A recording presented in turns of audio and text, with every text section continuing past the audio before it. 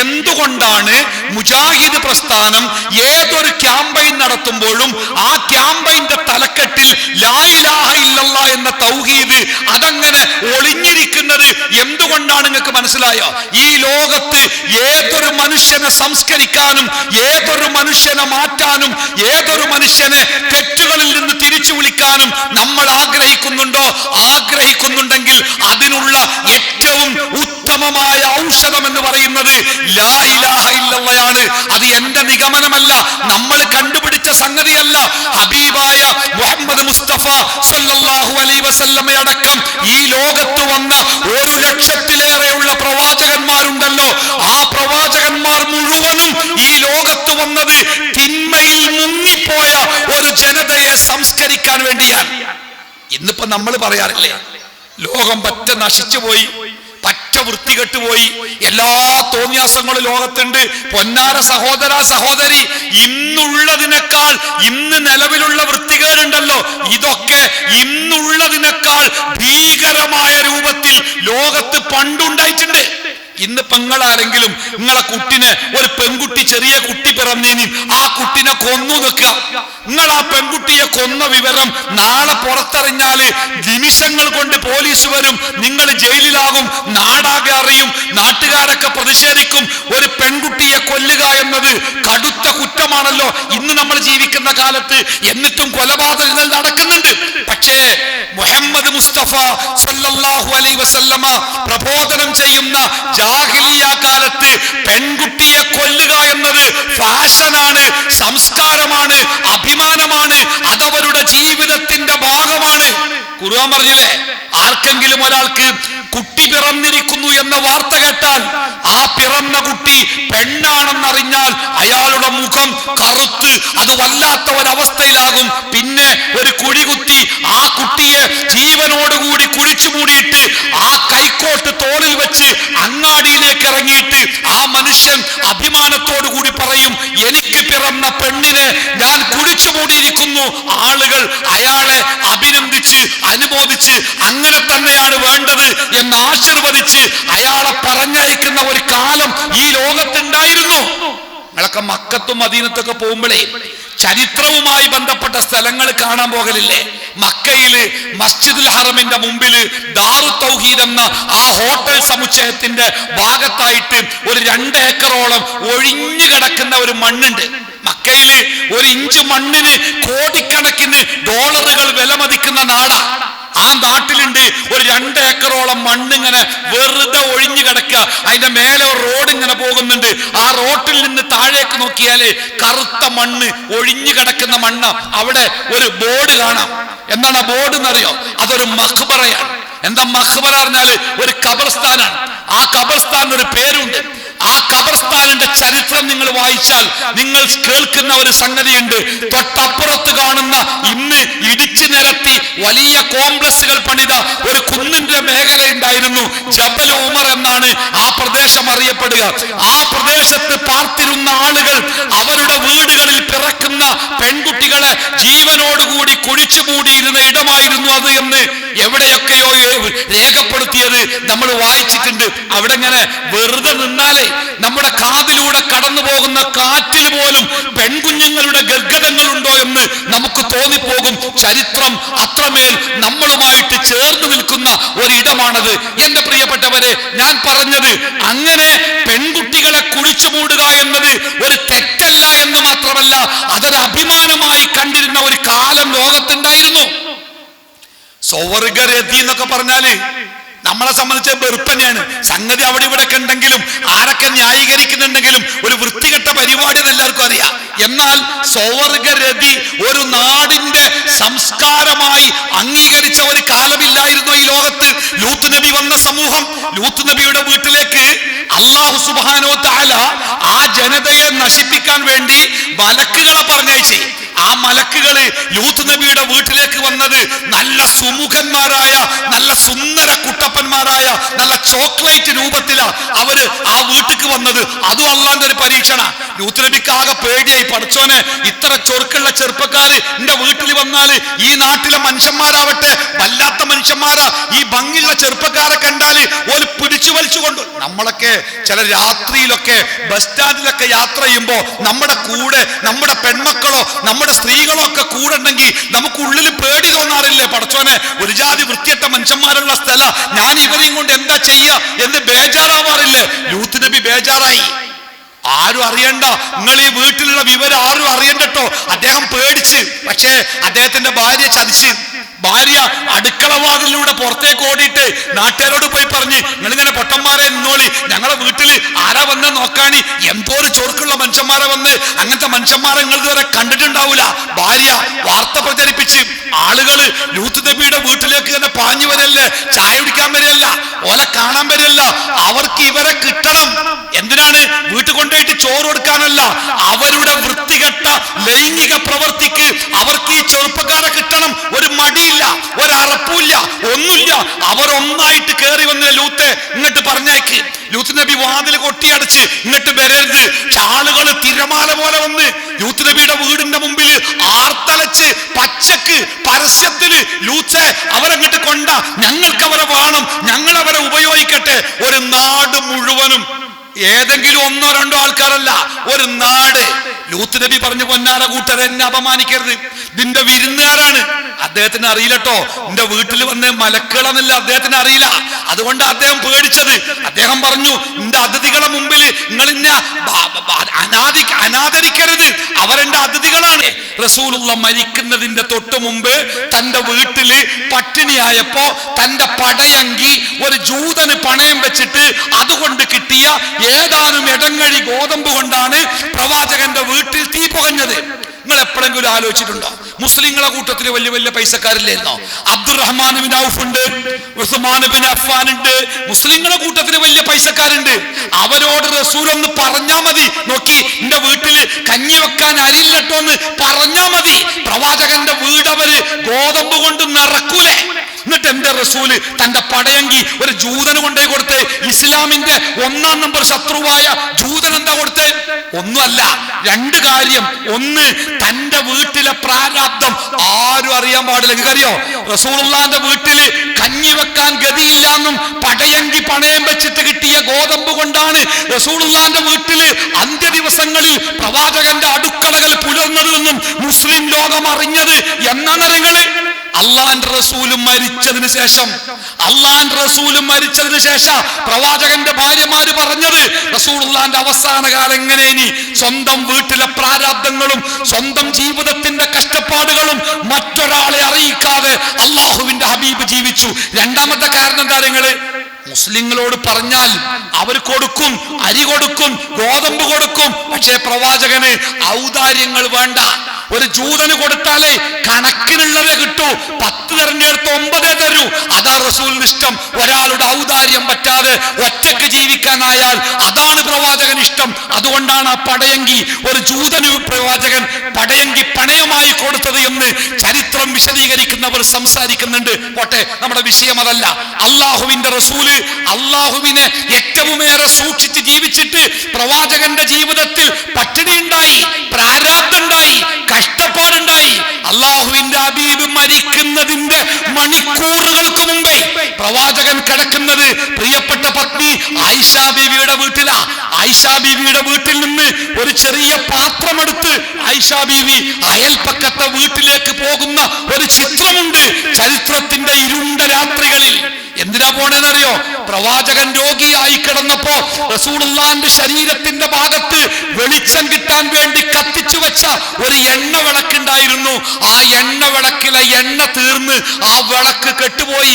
ലോകത്തിന്റെ രാജാവ് അഷ്റഫുൽ ഖൽഖ്, ആ അഷ്റഫുൽ ഖൽഖ് അവസാന നിമിഷങ്ങളിലേക്ക് നീളുന്ന സമയത്തെ പ്രവാചകന്റെ അടുത്ത് കത്തിച്ചു വെച്ച എണ്ണ വിളക്കിലെ എണ്ണ തീർന്ന് കരിന്തിരി കത്തി ആ വിളക്ക് കെട്ടുപോയപ്പോ ആ വീട്ടില് വിളക്കിലൊഴിക്കാൻ ഇത്തിരി എണ്ണ കടം വാങ്ങാൻ നമ്മുടെ പ്രിയപ്പെട്ട ഉമ്മ ആയിഷ റളിയല്ലാഹു അൻഹ ഇരുട്ടിന്റെ മറപറ്റി അടുത്ത വീട്ടിലേക്ക് പോകുന്ന സങ്കടത്തിന്റെ ചിത്രം ചരിത്രത്തിൽ നമുക്ക് വായിക്കാനാവും. ഞാൻ പറഞ്ഞത് അള്ളാഹുവിനെ സൂക്ഷിച്ചാൽ അള്ളാഹു നിങ്ങളെ സൂക്ഷിക്കും എന്ന് പറഞ്ഞ സൂക്ഷിപ്പ് ഈ ഭൗതികമായ സൂക്ഷിപ്പല്ല.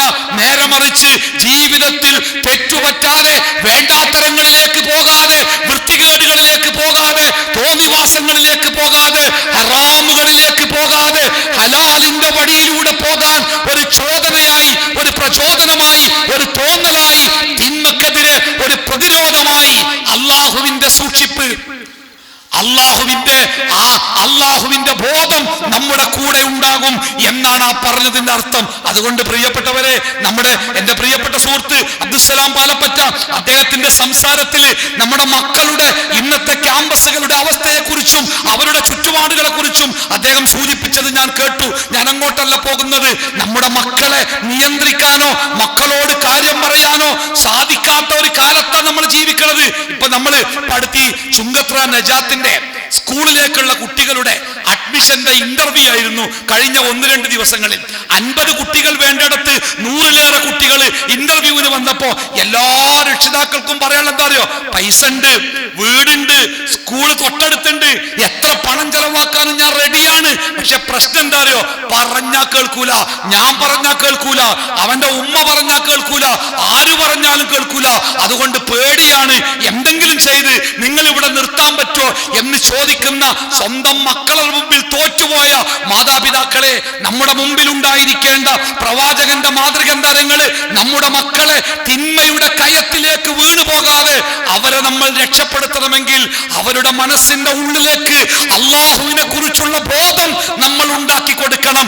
ആ മക്കളുടെ കണ്ണിന്റെ UK-യിലേക്കാണ്, കാനഡയിലേക്കാണ്, ഓസ്ട്രേലിയയിലേക്കാണ്, ബാംഗ്ലൂരിലേക്കാണ്, കോയമ്പത്തൂരിലേക്കാണ്, മംഗലാപുരത്തേക്കാണ് പ്രായപൂർത്തിയായ നമ്മുടെ മക്കള് നമ്മുടെ കൺവെട്ടത്ത് നിന്ന് അവർ പോകുമ്പോ കാണുന്ന കാഴ്ചകളും കേൾക്കുന്ന കേൾവികളും വർത്തമാനങ്ങളും വേദനിപ്പിക്കുന്ന വർത്തമാനങ്ങളാണ്. അതുകൊണ്ട് തന്നെ നമ്മുടെ മക്കൾ പോകുമ്പോ പോകണ്ട എന്ന് പറയാൻ നമുക്ക് സാധ്യമല്ല.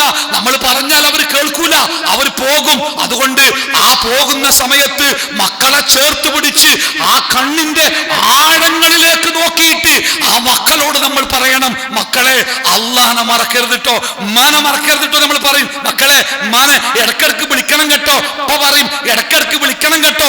നിങ്ങൾ പറയണം, മക്കളെ അള്ളാഹുവിനെ മറക്കരുത് കേട്ടോ. ഇടക്കിടക്കല്ല, ജീവിതത്തിന്റെ എല്ലാ സമയത്തും അള്ളാഹുവിനെ കുറിച്ചുള്ള ബോധം നിങ്ങളുടെ മനസ്സിലുണ്ടാവണം കേട്ടോ. പ്രിയപ്പെട്ടവരെ, അള്ളാഹുവിനെ കുറിച്ചുള്ള ബോധം ഒരു മനുഷ്യന്റെ മനസ്സിലുണ്ടായാൽ ആ മനുഷ്യനെ പടച്ച റബ്ബ് സംരക്ഷിക്കും എന്ന പ്രവാചകന്റെ വാക്ക് നമ്മൾ മനസ്സിൽ കുറിച്ചു വെക്കണം. നമുക്ക് നന്നാവണോ? അള്ളാഹുവിനെ സൂക്ഷിച്ചോളി. നമ്മുടെ മക്കൾക്ക് നന്നാവണോ? അള്ളാഹുവിനെ സൂക്ഷിച്ചോളി. നമ്മുടെ നാടിന് ചുറ്റുപാടുകളെ നന്നാക്കണമെന്ന് നമ്മൾ ആഗ്രഹിക്കുന്നുണ്ടോ? അള്ളാഹുവിനെ കുറിച്ച് പറഞ്ഞോളി, അള്ളാഹിനെ കുറിച്ച് പഠിപ്പിച്ചോളി, അള്ളാഹുവിനെ കുറിച്ച് അവർക്ക് പറഞ്ഞു കൊടുത്തോളി. അള്ളാഹുവിനെ കുറിച്ചുള്ള ബോധം ഏതൊരു മനുഷ്യന്റെ മനസ്സിലേക്ക് ഉള്ളിന്റെ ഉള്ളിലേക്ക് കടത്തി വെക്കാൻ നമുക്ക് സാധിച്ചോ ആ മനുഷ്യരിൽ മാറ്റത്തിന്റെ വലിയ വലിയ വലിയ മാറ്റങ്ങൾ ഉണ്ടാവും. അവന്റെ സംസാരങ്ങളിൽ, അവന്റെ വാക്കുകളിൽ, അവന്റെ പ്രവർത്തനങ്ങളിൽ. അതുകൊണ്ട് തന്നെ ഞാൻ എന്റെ സംസാരത്തിന്റെ അവസാന ഭാഗത്തേക്ക് പ്രവേശിക്കുക. അതായത് ഉത്കൃഷ്ടമായ ഒരു സമൂഹമാവണം എന്ന് പറയുമ്പോ ഒരു സമൂഹം ഉത്കൃഷ്ടമാകുന്നത് എങ്ങനെയാണ് എന്നാണ് ഞാൻ പറഞ്ഞു വരുന്നത്. ഒരു സമൂഹം ഉത്കൃഷ്ടമാകുന്നത് അവരുടെ MLA-മാരുടെ എണ്ണം കൂടുമ്പോഴല്ല. ഒരു സമൂഹം ഉത്കൃഷ്ടമാകുന്നത് മന്ത്രിമാരുടെ എണ്ണം കൂടുമ്പോഴല്ല. ഒരു സമൂഹം ഉത്കൃഷ്ടമാകുന്നത് അവർ ഭരണപക്ഷത്തിലാകുമ്പോഴോ പ്രതിപക്ഷത്താകുമ്പോഴോ അല്ല. ഒരു സമൂഹം ഉത്കൃഷ്ടമാകുന്നത് അവരുടെ വിദ്യാഭ്യാസ സ്ഥാപനങ്ങളുടെ എണ്ണം കൊണ്ടല്ല. ഒരു സമൂഹം ഉത്കൃഷ്ടമാകുന്നത് മെഡിക്കൽ കോളേജുകളുടെ എണ്ണം കൂടുതൽ കൊണ്ടല്ല. ഒരു സമൂഹം ഉത്കൃഷ്ടമാകുന്നത് എഞ്ചിനീയറിംഗ് കോളേജുകളുടെ എണ്ണം കൂടുതൽ കൊണ്ടല്ല. ഒരു സമൂഹം ഉത്കൃഷ്ടമാകുന്നത് റാങ്ക് ലിസ്റ്റുകളിൽ എണ്ണം കൂടുമ്പോഴല്ല. ഒരു സമൂഹം ഉത്കൃഷ്ടമാകുന്നത് ആ സമൂഹത്തിലെ വ്യക്തികളുടെ മനസ്സിലേക്ക് ലാ ഇലാഹ ഇല്ലല്ലാഹ് കടന്നു വരുമ്പോഴാണ്, പരലോകബോധം കടന്നു വരുമ്പോഴാണ്. ഒരു വ്യക്തിയുടെ ഉത്കൃഷ്ടത എന്ന് പറയുന്നത് അവന്റെ സൗന്ദര്യമോ അവന്റെ സമ്പത്തോ അവന്റെ സ്വാധീനമോ അവന്റെ നാട്ടിലുള്ള മറ്റുള്ളവർക്കിടയിലുള്ള സ്ഥാനമാനങ്ങളോ അല്ല, അവന്റെ ഉള്ളിലെ ഈമാനാണ് എന്ന് മനസ്സിലാക്കാൻ പ്രിയപ്പെട്ടവരെ നമുക്ക് സാധിക്കണം. അതെന്ന് സാധിക്കുന്നുവോ അന്ന് മാത്രമേ ഒരു ഉത്കൃഷ്ട സമൂഹത്തിന്റെ ഭാഗമാവാൻ നമുക്ക് സാധിക്കൂ. ഞാനൊരു ചെറിയ ചരിത്രം കൂടി പറയട്ടെ. നബി സല്ലല്ലാഹു അലൈഹി വസല്ലമ പ്രവാചകന്റെ കാലഘട്ടത്തിൽ ജീവിച്ച ഒരു സാധു മനുഷ്യനുണ്ട്. അദ്ദേഹത്തിന്റെ പേര് സാഹിർ എന്നാണ്. ZAHIR, സാഹിർ എന്നാണ് അദ്ദേഹത്തിന്റെ പേര്. അദ്ദേഹം ഒരു അടിമയാണ്. ആഫ്രിക്കയിൽ നിന്ന് പിടിച്ചുകൊണ്ടുവന്ന് അറേബ്യയുടെ മനുഷ്യ ചന്തകളിൽ കുറഞ്ഞ വിലക്ക് വിറ്റ് ആരോ വാങ്ങി മൃഗങ്ങളെക്കാൾ താങ്ങ ജോലിക്ക് വേണ്ടി വിനിയോഗിക്കുന്ന ഒരു അടിമയാണ് സാഹിർ. ഉയരം കുറഞ്ഞ കറുത്ത ശരീരമുള്ള ചുരുണ്ട മുടിയുള്ള പതിഞ്ഞ മൂക്കുള്ള പല്ലുകൾ പുറത്തേ കുന്തിയ കാണാൻ സൗന്ദര്യമില്ലാത്ത വിരൂപനായ ആരോഗ്യം കുറഞ്ഞ വില കുറഞ്ഞ ഒരടിമയാണ് സാഹിർ. പക്ഷേ പ്രവാചകൻ അദ്ദേഹത്തെ ഇഷ്ടമാണ്. അദ്ദേഹത്തിന് പ്രവാചകനെ ഇഷ്ടമാണ്. സാഹിർ ഇസ്ലാം മതം സ്വീകരിച്ചിട്ടുണ്ട്. സാഹിറിന്റെ ജീവിതത്തിൽ നന്മകളുണ്ട്. സാഹിറിന്റെ മനസ്സിൽ തഖ്വയുണ്ട്. അതുകൊണ്ട് പ്രവാചകന് സാഹിറിനെ ഇഷ്ടമാണ്. ഒരിക്കൽ മദീനയിൽ പ്രവാചകൻ മദീനയിലെ മാർക്കറ്റിലൂടെ തന്റെ കൂട്ടുകാരുടെ കൂടെ നടക്കുമ്പോ സാഹിർ തന്റെ യജമാനു വേണ്ടി കഠിനമായിട്ട് പണിയെടുക്കുന്നു. ഭാരമുള്ള ചാക്കുകൾ അങ്ങോട്ടും ഇങ്ങോട്ടും എടുത്തു വെച്ച് അയാൾ കഷ്ടപ്പെടുന്നുണ്ട്. അയാളെ സഹായിക്കാൻ ആരുമില്ല, ആരും അയാളെ പരിഗണിക്കുന്നില്ല. അയാളുടെ കുറിയ കറുത്ത ശരീരത്തിലൂടെ സൂര്യന്റെ ചൂട് കൊണ്ട് വയർപ്പിങ്ങനെ വളഞ്ഞു ഒഴുകുന്നുണ്ട്. അയാൾ തളർന്നിട്ടുണ്ട്. പക്ഷേ വിശ്രമിക്കാൻ സമയമില്ല. വിശ്രമിച്ചാൽ യജമാനന്റെ ചാട്ടവാറ് അയാളുടെ പുറത്തുകൂടി പതിക്കുന്നുണ്ട്. അതുകൊണ്ട് സാഹിർ കഠിനമായ അധ്വാനത്തിലാണ്. തന്റെ ചുറ്റുഭാഗത്ത് ആര് പോകുന്നു അദ്ദേഹം കാണുന്നില്ല. ചുറ്റുഭാഗത്ത് എന്ത് നടക്കുന്നു അദ്ദേഹം കാണുന്നില്ല. അദ്ദേഹം ഒരേ അധ്വാനത്തിലാണ്. തന്റെ തളർന്ന കാലുകൾ വലിച്ചടച്ച് ആ വയർപ്പിൽ സാഹിർ അങ്ങനെ അധ്വാനിച്ചു കൊണ്ടിരിക്കുക. ചാട്ടവാറിനെ പേടിച്ച് നബി സല്ലല്ലാഹു അലൈഹി വസല്ലമ സ്വഹാബത്തിനോട് പറഞ്ഞു, ഇവിടെ നിൽക്കൂ, ഞാനിപ്പോ വരാം. പ്രവാചകൻ പതുക്കെ സാഹിറിന്റെ പിന്നിലെത്തി. അയാൾ കാണാതെ ഒരു കൈ കൊണ്ട് അയാളെ തന്റെ ശരീരത്തിലേക്ക് ചേർത്ത് പിടിച്ചു. മറ്റേ കൈ കൊണ്ട് അദ്ദേഹത്തിന്റെ 2 കണ്ണുകൾ പ്രവാചകൻ പൊത്തിപ്പിടിച്ചു. നമ്മളൊക്കെ ഏറെ ഇഷ്ടമുള്ള ആളുകളെ ഒരുപാട് കാലം കാണാതെ വരുമ്പോ എവിടെയെങ്കിലും പെട്ടെന്ന് കാണുമ്പോ പിന്നാലെ ചെന്ന് കാണാതെ കണ്ണു പൊത്താറുണ്ടായിരുന്നില്ലേ? പണ്ടൊക്കെ ഇപ്പാരങ്ങനെ പൊത്താറില്ല. കാരണം പൊത്തിയവന്റെ തൊള്ളിന്ന് ചിലപ്പോ ചീത്തക്കാരെ കേൾക്കുക. അതുകൊണ്ട് ആരും റിസ്ക് എടുക്കാറില്ല. പണ്ടൊക്കെ നമ്മൾ കണ്ണുപൊത്താറുണ്ടായിരുന്നു. സ്നേഹത്തിന്റെ ആഴം കൊണ്ടാണ് പ്രവാചകൻ സാഹിറിന്റെ കണ്ണുപൊത്തി മറുകൈ കൊണ്ട് അദ്ദേഹത്തിന്റെ നഗ്നമായ വയർപ്പൊഴുകുന്ന ശരീരത്തെ തന്റെ ശരീരത്തോട് ചേർത്ത് പിടിച്ചു. സാഹിർ ബേജാറായല്ലോ. ആരാത് എന്നെ ചേർത്ത് പിടിക്കാൻ? ചാട്ടവാറിന്റെ അടിയല്ലാതെ തന്റെ ശരീരത്തിൽ സ്പർശിക്കാൻ ആരാവടുള്ളത്? അദ്ദേഹം ഒച്ച വെച്ചു, അർസിൽനി, എന്നെ വിടൂ. ആരാ എന്നെ പിടിച്ചിരിക്കുന്നത്? കണ്ണ് കാണുന്നില്ല, എന്നെ വിടൂ. പ്രവാചകൻ അദ്ദേഹത്തിന്റെ കണ്ണിലെ കൈ പതുക്കെ എടുത്തിട്ടേ പ്രവാചകന്റെ മുഖം അദ്ദേഹത്തിന്റെ മുഖത്തോട് ചേർത്ത് വെച്ചു. തന്റെ മുഖത്തോട് ചേർന്ന് നിൽക്കുന്ന 14-ാം രാവ് പോലെ പ്രകാശിക്കുന്ന തന്റെ പ്രിയപ്പെട്ട പ്രവാചകന്റെ മുഖം കണ്ടപ്പോ സാഹിർ വല്ലാതായി പോയി. അയാൾ ജീവിതത്തിൽ ഒരിക്കലും പ്രതീക്ഷിക്കാത്ത കാഴ്ചയാണത്. അയാൾ വല്ലാത്ത അമ്പരപ്പിലായി. റസൂലേ, അങ്ങ് പ്രവാചകൻ സല്ലല്ലാഹു അലൈഹി വസല്ലമ ചിരിച്ചുകൊണ്ട് അദ്ദേഹത്തിന്റെ കൈ ഇങ്ങനെ പിടിച്ചിട്ട് അതിങ്ങനെ പൊന്തിച്ചു പിടിച്ചിട്ട് ഒരു തമാശ പറഞ്ഞു. എന്താ തമാശ? ഒരു സാധനം വിൽക്കാണ്ട്, നല്ല സാധനമാണ്, നല്ല വില കിട്ടിയാ വിൽക്കും. ആരെ? മായിസിന്റെ കൈ അല്ല, ഈ സാഹിറിന്റെ കൈ ഇങ്ങനെ പിടിച്ചിട്ടാ പറഞ്ഞേ, വിൽക്കാണ്ടിട്ടോ, നല്ല സാധനമാണ്, നല്ല വില കിട്ടിയാ വിൽക്കും. തമാശക്ക്. സാഹിർ സങ്കടത്തോടെ പ്രവാചകനോട് പറഞ്ഞു, ഹബീബേ, ഈ സാഹിറിന് ആര് വില പറയും? ആരോഗ്യമല്ല, അടിമയാണ്, കാണാൻ ഭംഗിയില്ല, പണിയെടുക്കാൻ പറ്റൂല, ക്ഷീണിച്ചിട്ടുണ്ട്. ഈ തളർന്ന ഒന്നിനും പറ്റാത്ത വയസ്സായ മൃഗത്തിനെ പോലെയായ ഈ സാഹിറിന് ആര് വില പറയും റസൂലേ? പ്രവാചകൻ സല്ലല്ലാഹു അലൈഹി വസല്ലമ സാഹിറിനെ ചേർത്ത് പിടിച്ചുകൊണ്ട് അദ്ദേഹത്തിന്റെ കാതിൽ പറഞ്ഞ ഒരു മന്ത്രമുണ്ട്. എന്താ അറിയോ? സാഹിറെ, താങ്കൾ അള്ളാഹുവിന്റെ അടുക്കൽ വളരെ വിലയുള്ളവനാണ്. പോരെ? സാഹിറെ, താങ്കൾ അള്ളാഹുവിന്റെ അടുക്കൽ വളരെ വിലയുള്ളവനാണ്. അതുകൊണ്ടാണ് ഞാൻ താങ്കളെ പറ്റി അങ്ങനെ പറഞ്ഞത്. അല്ലേ പ്രിയപ്പെട്ടവരെ? നാട്ടിൽ നമ്മുടെ വില എന്താവട്ടെ, കുടുംബത്തിൽ നമ്മുടെ വില എന്താവട്ടെ, മക്കൾക്കിടയിൽ നമ്മുടെ വില എന്താവട്ടെ, ആ വിലക്ക് വേണ്ടി തോന്നിയാസത്തിന്റെ പിന്നാലെ പോകരുത്.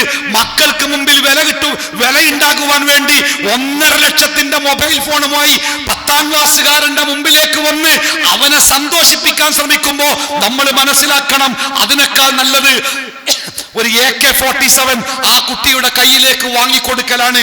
10ാം ക്ലാസ് ജയിച്ചതിന്റെ പേരിൽ മക്കൾക്ക് മുമ്പിൽ വിലയുണ്ടാവാൻ 15 വയസ്സ് തികഞ്ഞ മകന്റെ കയ്യിലേക്ക് മോട്ടോർ സൈക്കിളിന്റെ ചാവി കൊടുക്കുന്ന രക്ഷിതാക്കളെ, അതിനേക്കാൾ നല്ലത് ഒരു ശവപ്പെട്ടി വാങ്ങിക്കൊടുക്കലായിരിക്കും നിങ്ങൾക്ക് നല്ലത്, അല്ലേ?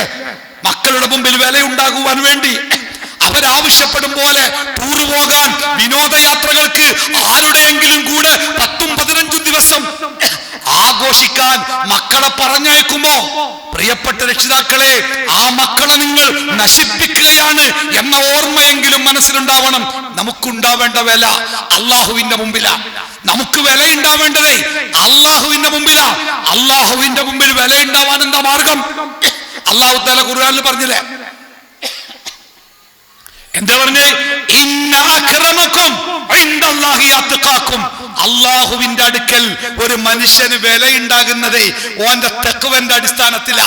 മനസ്സിന്റെ ഉള്ളില് അള്ളാഹുവിനെ കുറിച്ചുള്ള ബോധമുണ്ടോ, ലാ ഇലാഹ ഇല്ലല്ലാഹ് ഉണ്ടോ, സ്വർഗത്തെ ആഗ്രഹിക്കുന്നുണ്ടോ, നരകത്തെ ഭയപ്പെടുന്നുണ്ടോ, അവനാണ് വിലയുള്ളവൻ. ഖലീഫ ഉമർ ഇസ്ലാമിക സാമ്രാജ്യത്തിന്റെ ചക്രവർത്തിയാണ്. ലോകത്തിലെ അക്കാലത്തെ ഏറ്റവും കരുത്തുറ്റ സാമ്രാജ്യത്തിന്റെ അധിപനാണ്. ഉമറിന്റെ പേര് കേട്ടാൽ വിറക്കും ലോകം. പേർഷ്യയും റോമും ഒക്കെ ഉമറിന്റെ സാമ്രാജ്യത്തിന്റെ മുമ്പിൽ അടിയറവ് പറഞ്ഞിരിക്കുന്നു. തുല്യതയില്ലാത്ത സാമ്രാജ്യമായി ഉമറിന്റെ ഇസ്ലാമിക സാമ്രാജ്യം മാറിയിരിക്കുന്നു. ആ ഉമറിനൊരു മകണ്ട്, അബ്ദുള്ളക്ക് ഒരു പെണ്ണു വേണം. അബ്ദുള്ളക്ക് പെണ്ണു വേണം. ഉമറിന്റെ മനസ്സിലുണ്ട്, മകൻ പെണ്ണ് കെട്ടാനായിട്ടുണ്ട്, മകൻ ഒരു പെണ്ണു വേണം. അതുകൊണ്ട് തന്നെ ഖലീഫ ഉമറിന്റെ മനസ്സിൽ ആ ചിന്ത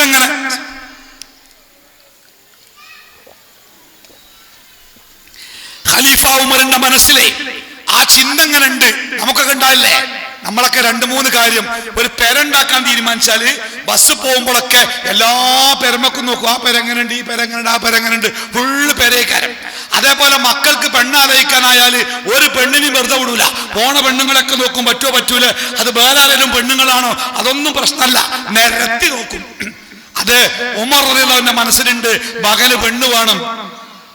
ഒരു രാത്രി തന്റെ രാജ്യത്തെ ജനങ്ങളുടെ ക്ഷേമം അന്വേഷിക്കാൻ ഇരുട്ടത്ത് ഉമർ ഒറ്റക്ക് നടക്കും വേണ്ടി പാതിരാത്രി ഒരു വീട്ടിൽ നിന്ന് ഒരു സംസാരം കേൾക്കണ്. നിങ്ങൾ കേട്ട കഥയാണ്, ഞാൻ ആവർത്തിക്കല്ല.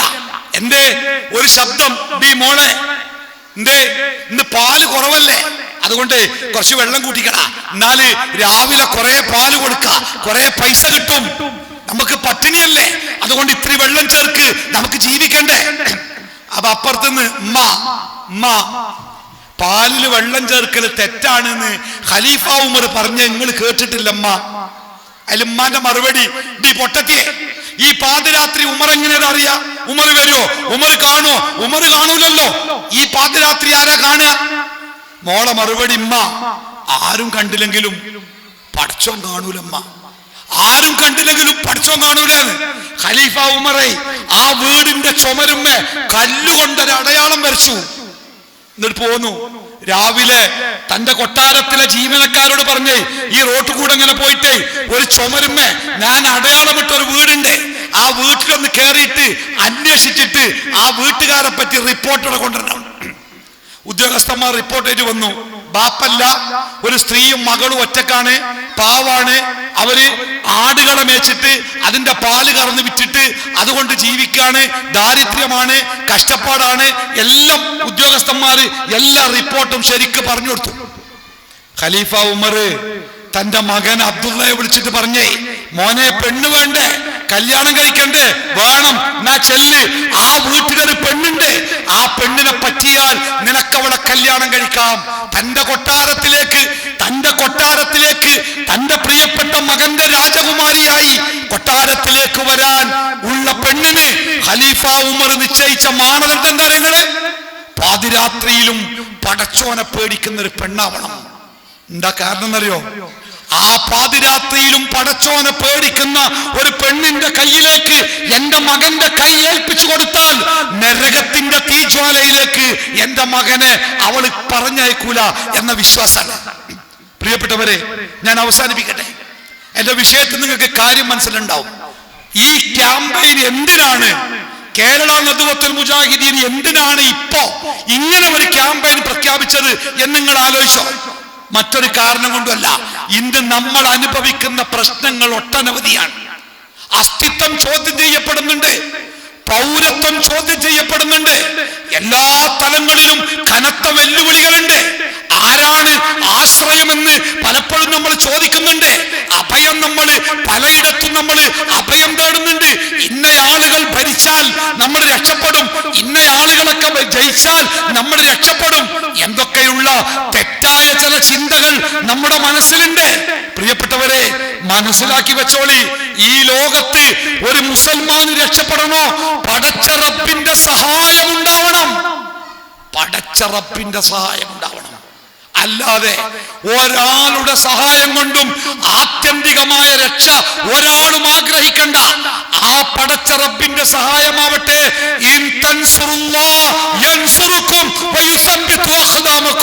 നിങ്ങൾ അല്ലാഹുവിന്റെ മാർഗത്തിൽ ഉറച്ചു നിന്നാൽ, റബ്ബിന്റെ മാർഗത്തിൽ ജീവിച്ചാൽ, അല്ലാഹുവിനെ മുറുകെ പിടിച്ചു ജീവിച്ചാൽ അല്ലാഹു നിങ്ങളെ സഹായിക്കും. നിങ്ങളുടെ കാൽപ്പാടുകളെ അല്ലാഹു ഉറപ്പിച്ചു നിർത്തും. തീർന്നില്ല. ലാ തഹിനു വലാ തഹ്സനു അൻതുമുൽ അഅലൗന ഇൻ കുൻതും മുഅ്മിനീൻ. നിങ്ങൾ ബേജാറാവണ്ട, നിങ്ങൾ ബേജാറാവണ്ട, നിങ്ങൾ സങ്കടപ്പെടണ്ട, നിങ്ങൾ പേടിക്കണ്ട. അൻതുമുൽ അഅലൗന, ആർക്കും കീഴ്പ്പെടുത്താനാവാത്ത ഉന്നതന്മാരായി നിങ്ങൾ ഉണ്ടാവും. ഇൻ കുൻതും മുഅ്മിനീൻ. നിങ്ങൾക്ക് ഈമാൻ ഉണ്ടെങ്കിൽ, MLA മാരുണ്ടെങ്കിൽ എന്നല്ല, നിങ്ങൾക്ക് മന്ത്രിമാരുണ്ടെങ്കിൽ എന്നല്ല, നിങ്ങൾക്ക് മെഡിക്കൽ കോളേജ് ഉണ്ടെങ്കിൽ എന്നല്ല, ഇൻ കുൻതും മുഅ്മിനീൻ, നിങ്ങൾക്ക് ഈമാൻ ഉണ്ടെങ്കിൽ. അതുകൊണ്ട് പ്രിയപ്പെട്ടവരെ, നമ്മൾ ഇന്ന് അനുഭവിക്കുന്ന സകലമാന പ്രശ്നങ്ങൾക്കുമുള്ള പരിഹാരം ഒരൊറ്റ പോംവഴി: ഉത്കൃഷ്ട സമൂഹമാവുക. ഉത്കൃഷ്ട സമൂഹം എന്നാൽ ഉദാത്ത മൂല്യങ്ങളുള്ള വ്യക്തികൾ കൂടിച്ചേർന്ന സമൂഹം. ആ സമൂഹത്തിലെ അംഗം എന്നുള്ള നിലക്ക് നമ്മുടെ മനസ്സിന്റെ ഉള്ളിൽ നന്മകൾ ഉണ്ടാവട്ടെ, നല്ലതുണ്ടാവട്ടെ, അല്ലാഹു ഉണ്ടാവട്ടെ, ആ ബോധമുണ്ടാവട്ടെ, സ്വർഗത്തെ കുറിച്ച് പ്രതീക്ഷയുണ്ടാവട്ടെ, നരകത്തെ കുറിച്ചുള്ള പേടി ഉണ്ടാവട്ടെ. പ്രിയപ്പെട്ടവരെ, ഒരു കാര്യം കൂടി ഓർമ്മിക്കുക, ഇസ്ലാം എന്നത് ലോകത്തിലെ ഒരു അത്ഭുതമാണ് കേട്ടോ. ഈ ലോകത്ത് എക്കാലത്തുള്ള മനുഷ്യർക്കും ജീവിതത്തോട് ചേർത്ത് പിടിക്കാനുള്ള അമൂല്യമായ നിയമമാണ് കേട്ടോ. 1500 കൊല്ലത്തിന്റെ പഴക്കമുണ്ട് ഈ ലോകത്ത്. അല്ലാഹുവിന്റെ ഹബീബിന്റെ വാക്കുകൾക്ക് 1500 കൊല്ലത്തിന്റെ ഇടക്ക് ലോകത്ത് എന്തൊക്കെ മാറ്റങ്ങൾ ഉണ്ടായി. വെള്ളപ്പൊക്കമുണ്ടായി, ഭൂകമ്പമുണ്ടായി, മഹായുദ്ധങ്ങളുണ്ടായി, മഹാമാരികളുണ്ടായി, സാമ്രാജ്യങ്ങൾ വന്നു, സാമ്രാജ്യങ്ങൾ തകർന്നു, ലോകത്ത് എന്തൊക്കെ ഉണ്ടായില്ലേ. എന്നിട്ടും 1500 കൊല്ലമായിട്ടും മാറ്റമില്ലാതെ ചില വാക്കുകൾ, ചില നിർദ്ദേശങ്ങൾ, ചില ഉപദേശങ്ങൾ, ചില കൽപ്പനകൾ, ചില നിരോധങ്ങൾ ഈ ലോകത്ത് ബാക്കി നിൽക്കുക. അതുകൊണ്ട് കൂട്ടരെ, നിങ്ങൾക്ക് ഈ ലോകത്ത് ഉത്തമമായ ഉത്കൃഷ്ട സ്വഭാവമുള്ള ഒരു മനുഷ്യനായിട്ട് ജീവിക്കണോ? കഷ്ടപ്പെടണ്ട. അല്ലാഹുവിന്റെ ദീനിനെ നെഞ്ചോട് ചേർത്ത് പിടിക്കുക. ഈ ദീനിന്റെ മൂല്യങ്ങളിൽ നിന്ന് നമ്മളെ നശിപ്പിച്ചു കളയാൻ ശക്തമായ ശ്രമങ്ങളുണ്ട്. ലിബറൽ വാദങ്ങളുണ്ട്, നിരീശ്വരവാദങ്ങളുണ്ട്. കലകളിലൂടെ, സാഹിത്യത്തിലൂടെ, സിനിമകളിലൂടെ, രാഷ്ട്രീയത്തിലൂടെ പല നിലക്ക് നമ്മുടെ ഉള്ളിലെ ദൈവവിശ്വാസത്തെ, തൗഹീദിനെ നശിപ്പിച്ചു കളയാൻ കഠിനമായ ശ്രമങ്ങളുണ്ട്. പൗരോഹിത്യത്തിന്റെ വലിയ ചില വാദങ്ങളുണ്ട്. അല്ലാഹുവിന് പുറമെ കള്ളക്കറാമത്തിന്റെ കഥകൾ പറഞ്ഞ്, അതേപോലെ തന്നെ കള്ളൗലിയാക്കളെ എഴുന്നള്ളിപ്പിച്ച് ഖുർആനും സുന്നത്തും പഠിപ്പിക്കാത്ത തനി ശിർക്കനാശയങ്ങൾ നമ്മുടെ തൊട്ടടുത്ത നാട്ടുകാരനായ നമ്മുടെ മൂത്തേടം സ്വദേശിയായ നമ്മളൊക്കെ അറിയപ്പെടുന്ന ആ ഉസ്താദിന്റെയൊക്കെ വാക്കുകൾ നിങ്ങളൊന്ന് കേൾക്കുക. ഇസ്ലാമിന്റെ വഴികളിൽ നിന്ന്, സനാതന മൂല്യങ്ങളിൽ നിന്ന്, ഖുർആനും സുന്നത്തും പഠിപ്പിക്കുന്ന പഠിപ്പിച്ച പരിപാവനമായ വഴികളിൽ നിന്ന് മനുഷ്യരെ തെറ്റിച്ച് ശിർക്കിന്റെ ചവറ്റുകൊട്ടയിലേക്ക്, അന്ധവിശ്വാസത്തിന്റെ പെടുംപറമ്പിലേക്ക് നമ്മളെ പിടിച്ചുകൊണ്ടുപോകാൻ ശക്തമായ ശ്രമങ്ങൾ നടക്കുന്നുണ്ട്. നമ്മൾ പ്രതികരിക്കേണ്ടതുണ്ട്, പ്രതിരോധിക്കേണ്ടതുണ്ട്, വിശ്വാസത്തിന്റെ കോട്ട കെട്ടേണ്ടതുണ്ട്, പ്രബോധന പ്രവർത്തനങ്ങൾ ശക്തിപ്പെടുത്തേണ്ടതുണ്ട്. നമ്മുടെ ജീവിതത്തിൽ, നമ്മുടെ വീട്ടിൽ, നമ്മുടെ മക്കളിൽ, നമ്മുടെ ചുറ്റുപാടുകളിൽ, അയൽപക്കങ്ങളിൽ, നമ്മുടെ നാടുകളിൽ തൗഹീദിന്റെ വലിയ ശബ്ദങ്ങൾ ഉണ്ടാവേണ്ടതുണ്ട്. നമ്മുടെ മുൻഗാമികളായ ഉമർ മൗലവിയും അതേപോലെ MK ഹാജിയെ പോലെ, KM മൗലവിയെ പോലെ, അബ്ദുസലാം മൗലവിയെ പോലെ, അലവി മൗലവിയെ പോലെ, അങ്ങനെ മഹാരഥന്മാരായ നമ്മുടെ പൂർവികർ കഷ്ടപ്പാടിന്റെ, ഉപദ്രവത്തിന്റെ, ഭീഷണിയുടെ, പരിഹാസങ്ങളുടെ കൊടുങ്കാട്ടിലൂടെ തൗഹീദിന്റെ വഴി വെട്ടിത്തെളിച്ചു തന്നിട്ട് ആ വഴിയിലൂടെ സഞ്ചരിക്കുന്ന നമ്മൾ നിശബ്ദരായാൽ, നിഷ്ക്രിയരായാൽ, ദഅ്വാ പ്രവർത്തനങ്ങളിൽ നിന്ന് മാറി നിന്നാൽ നമ്മളടക്കമുള്ള സമൂഹം ഈ അന്ധവിശ്വാസങ്ങളുടെ ശിർക്കിന്റെ കടുത്ത ഇരുട്ടിൽ മുങ്ങിപ്പോകും. അതുകൊണ്ട് ഈ സമ്മേളനം ഒരു തുടക്കമാവട്ടെ. നമ്മുടെ പ്രദേശങ്ങളിലെ പ്രബോധന പ്രവർത്തനങ്ങളുടെ ഏറ്റവും ശക്തമായ ഒരു തുടക്കമായി ഈ സമ്മേളനം മാറട്ടെ. അല്ലാഹു തആല ഖുർആനിൽ പറഞ്ഞത് കുൻതും ഖൈറ ഉമ്മത്തിൻ ഉഖ്രിജത് ലിന്നാസ്, ജനങ്ങളിലേക്ക് അയക്കപ്പെട്ട ഏറ്റവും ശ്രേഷ്ഠമായ സമൂഹം.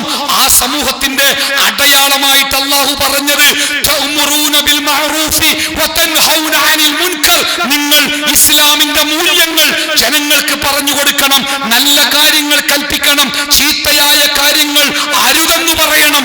അത് നിങ്ങൾ എപ്പോൾ പറയുന്നുവോ അപ്പോഴാണ് നിങ്ങളൊരു ഉത്തമ സമൂഹമാവുക എന്ന് അല്ലാഹു തആല പഠിപ്പിക്കുന്നുണ്ട്. അതുകൊണ്ട് പ്രബോധനത്തിന്റെ മേഖലയിൽ സജീവമാവുക, പ്രബോധന പ്രവർത്തനങ്ങളെ സജീവമാക്കുക. നമ്മുടെ ചുറ്റുപാടുകളിൽ ഇസ്ലാമിന്റെ മനോഹരമായ ശബ്ദമെത്തിക്കാൻ കഠിനമായി പരിശ്രമിക്കുക. അള്ളാഹുവിന്റെ സ്വർഗത്തെ സ്വപ്നം കാണുക, നരകത്തെ മറ്റെന്തിനേക്കാളേറെ പേടിക്കുക. നമ്മുടെ മക്കളടക്കമുള്ള നമ്മുടെ യുവാക്കളെ, നമ്മുടെ യുവസമൂഹത്തെ, ആൺകുട്ടികളെയും പെൺകുട്ടികളെയും അള്ളാഹുവിന്റെ ദീനുമായി ചേർത്ത് നിൽക്കാൻ ജാഗ്രതയോടുകൂടി പ്രവർത്തിക്കുക. അള്ളാഹു അനുഗ്രഹിക്കട്ടെ.